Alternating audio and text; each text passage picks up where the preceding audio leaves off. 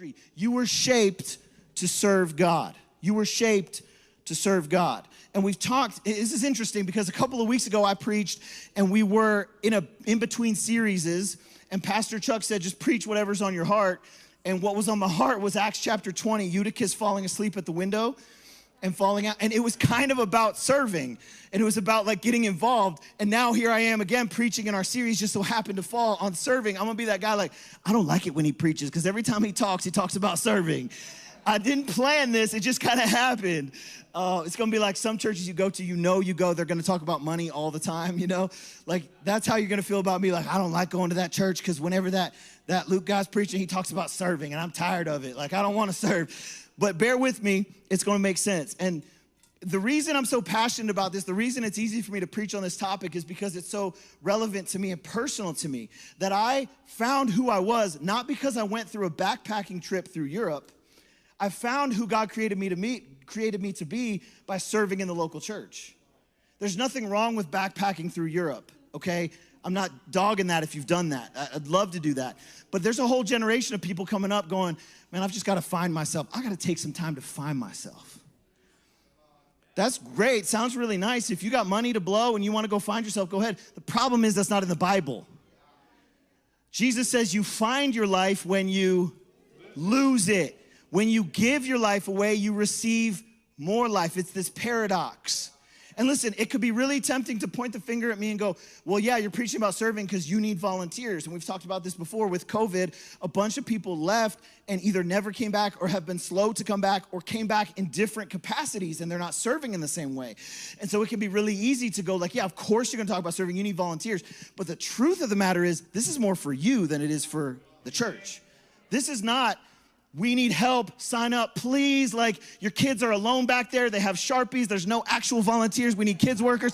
This is not the case. Like, things are okay. Okay, we do obviously need help in certain areas, and there's things that we would love your help with, but this is not, oh, we need your help. We're gonna twist your arm. You're gonna serve. We're gonna barricade the doors until you sign up to serve. No, this is for you. You will find part of your purpose when you give, when you serve. And it doesn't always have to be in church. Okay, it doesn't have to be in church, but we're creating an easy on-ramp today to serve. Some of you serve. I was talking to Terry. Is Terry here? Terry Hugs, you here? He led a guy to the Lord like last week at a gas station. Like, he's serving the Lord outside of the church, okay? And so like some of us may be called to do that, and you're doing that, and that's awesome. But for some of us, we're just not doing anything. And so what we're trying to do today is create an easy connection between you and the purpose of God on your life discovered through serving. The point is not to serve the local church. The point is to serve God. For many of us, it's just easy to make a connection that I can serve through the local church. Here's what Ephesians 2:10 says. We are God's workmanship, created in Christ Jesus to do good works, which God prepared in advance for us to do. So when God created you, he simultaneously created a purpose for you. He created a plan for your life. He created a purpose, a calling, and connected those two things. And many of us just haven't found that yet. He created you, and he simultaneously created a purpose. It's a core value in our church that saved people serve people. When you are saved, it is now your job to serve other people. Save people, serve people. Job 10:8 says this, your hands shaped me and made me. And there's a lot of like personality tests and the Enneagram. And there's all kinds of great stuff out there to help you discover like who you are.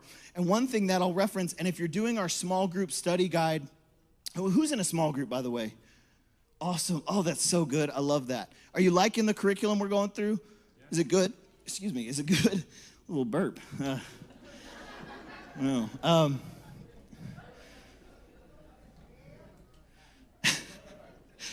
Welcome to New Hope. Sorry, excuse me. It's a good series, but we're gonna unpack this thought deeper on your shape, discovering your shape. What I mean by that is an acronym: your spiritual gifts, your heart, your abilities, your personality, and your experiences. Those things come together to discover the shape that God gave you. Who did he make you to be? What did he do when he formed you? If we're believing that God formed you and shaped you, those 5 things, your spiritual gifts, your heart, your abilities, your personality, and your experiences, those things will speak into what you're called to do. He created you and he created a purpose on your life. And when you discover what that shape is, you'll discover the purpose. You were shaped to serve God.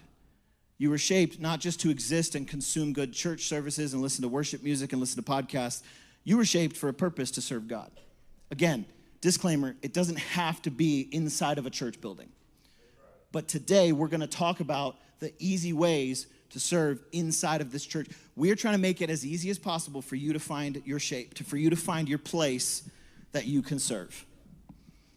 We talked about worship, we talked about fellowship, we talked about becoming like Christ, and now the 4th purpose is serve God by serving others. The interesting thing is in the Bible, the word service and ministry are the same word. Service and ministry are the same word. We tend to think ministry and we think about Pastor Robert up here singing, or we think about Pastor Chuck preaching, or we think about the prayer team praying. Ministry is service. Turn to your neighbor and say, you're a minister. Turn to the second choice neighbor and tell them they're a minister. All women are ministers, all men are ministers, all kids, old people. If we're believers, we're called to serve Jesus. We watched a movie this weekend called Yes Day. Has anyone seen Yes Day on Netflix? The premise of the movie is there's these parents, they got married young and they were super fun people. They did skydiving, rock climbing, all this crazy fun stuff. It's got Jennifer Garner in it. It's a cute movie with your kids. They're super fun and they just do spontaneous fun things all the time. And then they get married and they have kids and then they become the no parents.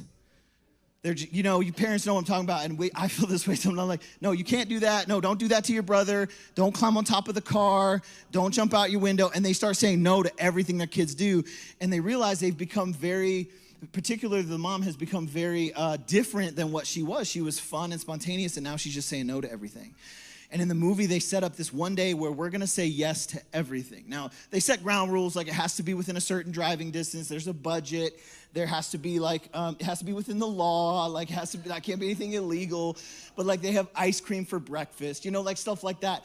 And so this movie is all about the transition that how to find a compromise and how to be the fun person again, begin saying yes. Some of us, that's been our journey with God, is we got saved, we were on fire, and we said, yes, God, whatever you want, I'll do it. I'll go wherever you send me. Well, I'll serve however you want me to. And then a few years went by, and you got hurt, or you got burned out, or you got frustrated with somebody, and you stopped serving, and you checked out. It's time for a yes day to God again. Today is your yes day, that you're going to say yes to something that God's asking you to do. You can turn your Bibles to John chapter 6. I hope that you found a place to connect. Again, so much of our destiny is connected to serving and giving of our time. And so I hope that you found a way to do that and you found some friendly people. Amen. It's good. I'm going to just teach on this subject for a minute.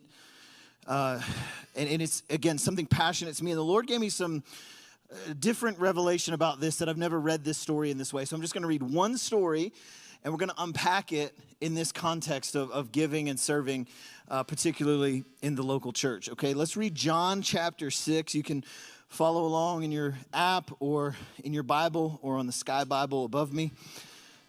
After Sky Bible, you like that? After this, Jesus crossed over to the far side of the Sea of Galilee, also known as the Sea of Tiberias. A huge crowd kept following him wherever he went because they saw his miraculous signs as he healed the sick. Then Jesus climbed a hill and sat down with his disciples around him. It was nearly time for the Jewish Passover celebration. Jesus soon saw a huge crowd of people coming to look for him. Turning to Philip, he asked, "Where can we buy bread to feed all these people?"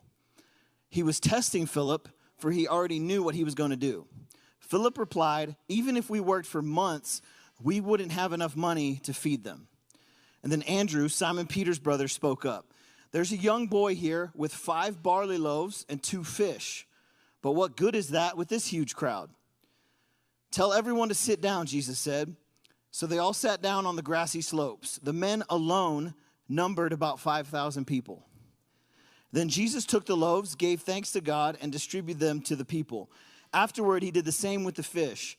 And they all ate as much as they wanted.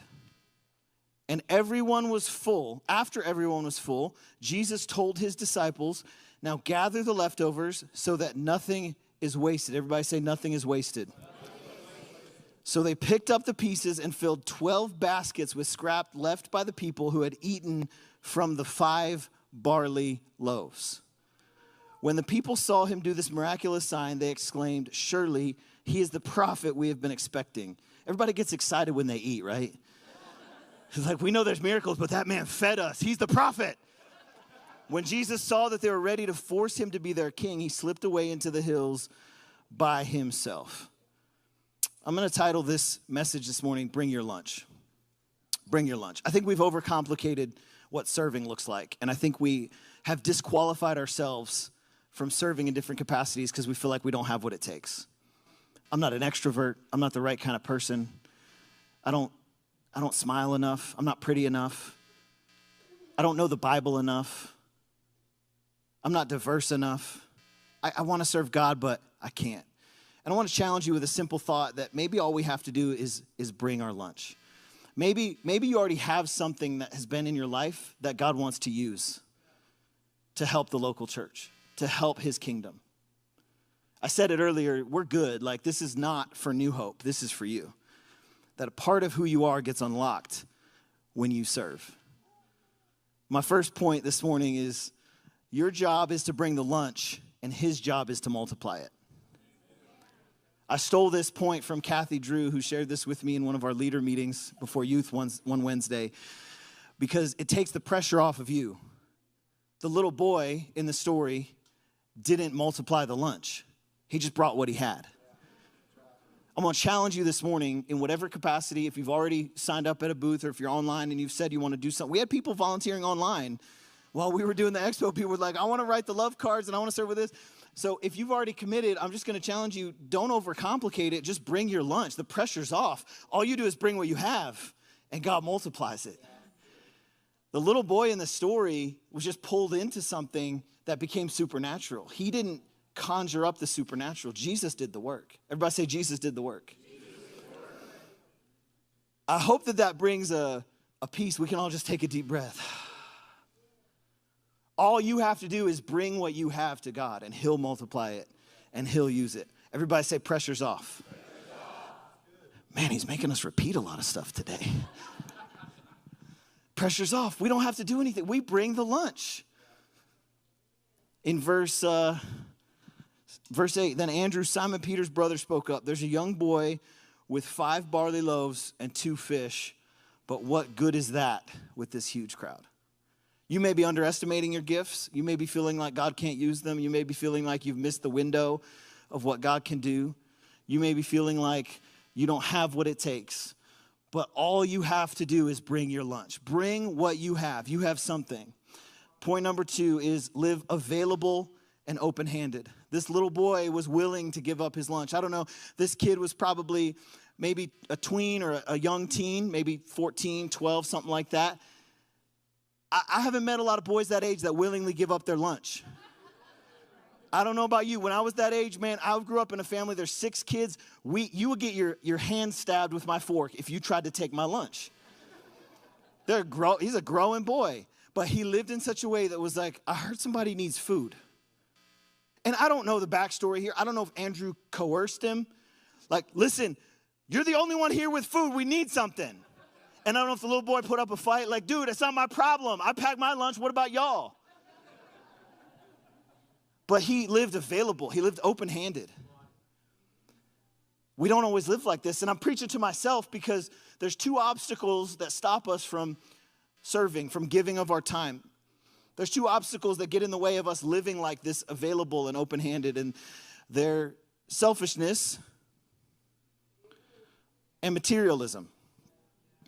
Selfishness and materialism. Philippians 2:4 in the Message says, forget yourself long enough to lend a helping hand. Forget yourself long enough to lend a helping hand. That's hard to do. We got a lot of stuff going on. I was joking, we had that missionary here last week talking about the One Child Initiative, sponsor a kid. And I leaned over to my wife. I'm like, we already have 3 kids we're supporting. They live in our house. You know, like, it's tough. There's a lot that we, like, trying to feed my family. I'm trying to do this. Selfishness zooms in on us, and we take our eyes off of the people around us. It's an obstacle from living available and open-handed. The other one is materialism. Luke 16:13 says, no servant can serve 2 masters. You cannot serve both God and money. And I'm going to try not to get on a soapbox on this part, but I'm amazed at how many people live the direction of their life based on a paycheck.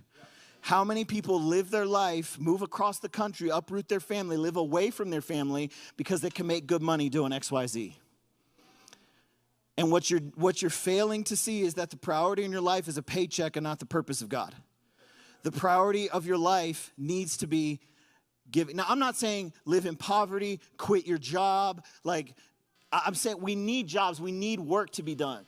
But that should not be the priority. And is it possible that the massive truck you're trying to pay for is more of a hindrance in your life than it is a help? Is it possible, is it possible that you're trying to create a lifestyle that God never asked you to create, and that's become an obstacle to serving God?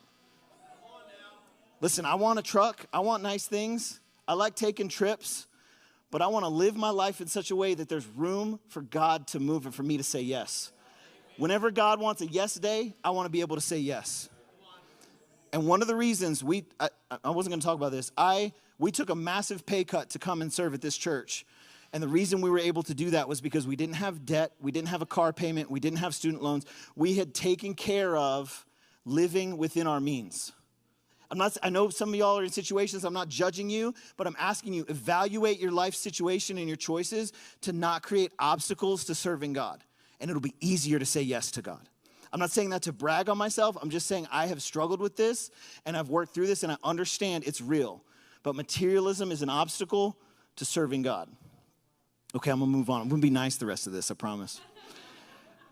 Point number 3, never underestimate what you bring. Nothing is wasted. When I read this story, that was the one piece that really jumped out at me, and I was struck by probably a character in this story that stands out to me the most. It's not Jesus. Obviously, he's the one that performed the miracle. It's not Andrew who pulls the boy away. It's not even the little boy. The character that stands out to me the most is someone who's not even mentioned.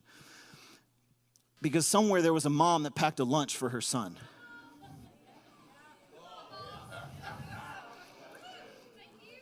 There was a mom that got up that morning. This is my son's lunchbox that my wife packs on Tuesdays and Thursdays.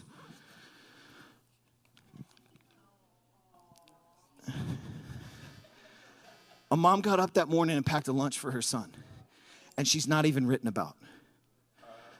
But if it hadn't been for mama packing a lunch, there would be no story.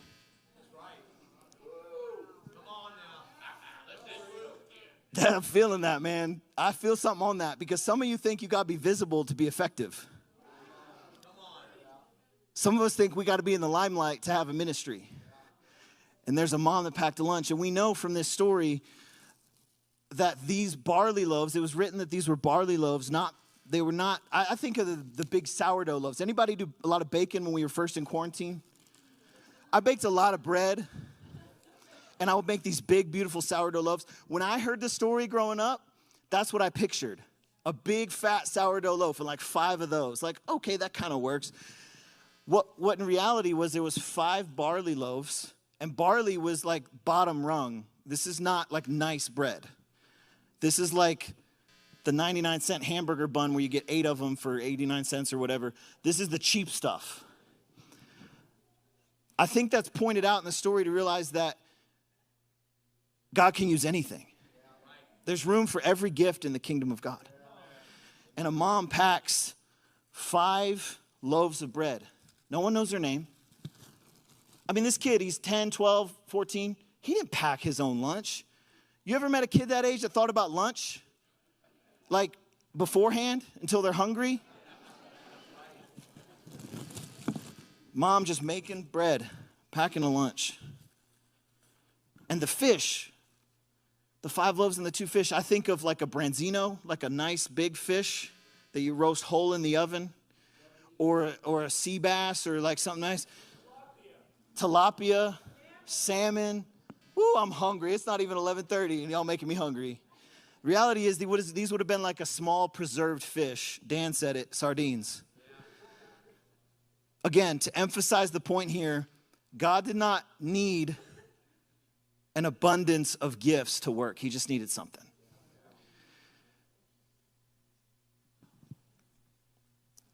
I'm not going to open these because I can't stand the smell.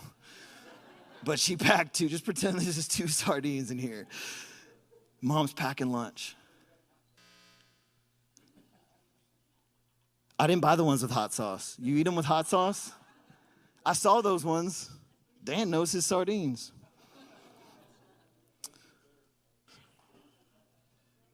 John 6:12. After everyone was full, Jesus told his disciples, now gather the leftovers so nothing is wasted. So they picked up the pieces and filled 12 baskets with scrap left by the people who had eaten. Nothing is wasted. Some of you are literally, your mom's packing lunches for your kids, and you feel like your life is being wasted. God sees that, and nothing is wasted. He's using your life to make a difference. Somewhere behind the little boy that becomes the catalyst for the feeding of 5,000 is a mom packing a lunch. Will you bring your lunch, or will you pack a lunch for somebody else? I think of Randy Harris. Randy is an elder here, and he works behind the scenes countless times, countless hours. He cleans the kitchen. He does all kinds of stuff. I think of Dan Morgan. Drives the vans. No one knows what he does, but he drives the vans to pick people up. I could name 100 people. We don't know them. We never see them on the stage, but they're packing lunches. Miriam Thompson, the Stanleys, the Potters, the Loomises, the Wanglers, the Prophets, serving back in the kids' wing. No one sees their faces unless you're picking up your kids. They're packing lunches. They're just bringing, they're not perfect. They don't have it all figured out, but they said, you know what? I got a lunch I can bring. And maybe God can do something with this. Have you ever heard of someone named Henrietta Lacks? Ooh, the medical people in here do. So raise your hand. I just want to know if you know who Henrietta Lacks is. So like 6 people. Okay, I didn't know who she was, but Henrietta Lacks was a young black mother of 5. She died in 1951 after being diagnosed with an aggressive cervical cancer. Dr. George Gay was working at the hospital, Hopkins at the time, trying to culture cells in the laboratory, and her cells were among dozens sent to this lab, but they were the first ever to survive and grow. Her cells were a unique and aggressive type, and they were later described as 1 in 3 billion. Scientists call these resilient cells HeLa, taking the first 2 letters of Henrietta and Lacks. HeLa cells were used to test the polio vaccine. Big deal, the polio vaccine, in vitro fertilization, and several chemotherapy drugs, among hundreds of other medical advances. Out of this whole room full of a couple hundred people, 6 people knew her name, but she has changed the face of modern medicine. No one knows who she is. No one knows her story. No one knows about these cells, unless you're in the medical field. But everything changed. And I want to propose to you that when we don't care who gets the credit, powerful things happen. When you can just quietly pack a lunch for your kid behind the scenes and know that you're making a difference in the kingdom of God, something powerful happens. When I don't care who gets the credit, when we're just trying to build the kingdom of God together and my name doesn't have to be attached to it, something powerful happens with that. I'm going to end with a story that illustrates this point. Just thank you for being here and for bearing with us on this kind of unique day today. I know it's been different and it hasn't been the norm, but I just want to remind you, your job is to bring the lunch. It's his job to multiply it. Live available and open-handed. And never underestimate what you bring. Know that nothing is wasted. There was 2 years ago, 2 young teenage boys tried to come to a night church service, like a revival. It was packed out. It was completely full. They couldn't find a seat. They almost left. They started to turn around and leave, and at the door, an usher stops them and says, hey, I think I can find you a seat. And he kind of pushes through the crowd. He works the seats. We've got ushers here that'll do that. And he finds them in the middle, 2 seats. That night, at that service, both of those boys accepted Jesus into their hearts, and he became the Lord of their life. they gave their life to Christ and became Christians. One of those boys was Billy Graham. He's led, I don't know, millions, maybe tens of millions of people to Christ. Why? Because an usher found them a seat. The catalyst in this story is not the person giving the altar call. That's a part of the story. But an usher showed up to the church service that day and said, I'm not the preacher, but I got lunch. I got 5 loaves and 2 fish, and I'm going to use what I have to serve this church, and I'm going to make a difference. Billy Graham's life happened as a result of an usher finding them a seat. That's mind-blowing. I don't know all the other people involved in that service that day, who was leading worship, who was preaching, I don't know. But if an usher hadn't stopped those boys and found a seat, we would not know the legacy of Billy Graham. Who do you not know that you're impacting? Who is around you that you take for granted, that you underestimate your job? You just think you've got this little thing, this little gift that God can't use. You underestimate yourself. I can't wait to see you in heaven and hear the ripple effects that come out of your life. What God does with the lunch that you bring. I'm not saying any of this to twist your arm to serve. I'm not saying any of this because New Hope needs all the help it can get, which we do. But I'm saying this to say you've got a lunch that you will miss out on a supernatural move of God if you keep your lunch to yourself. This is for you. This is for breakthrough in your life. This is for God to do something through your hands. We just close our eyes for a second. I felt so strongly when I was preaching about the mom packing the lunch. I almost started crying because I feel like so many of us have written ourselves off. And you're being faithful with a little bit. And I'm telling you, God is going to multiply your life. God is going to bring a harvest out of the little insignificant things that you do.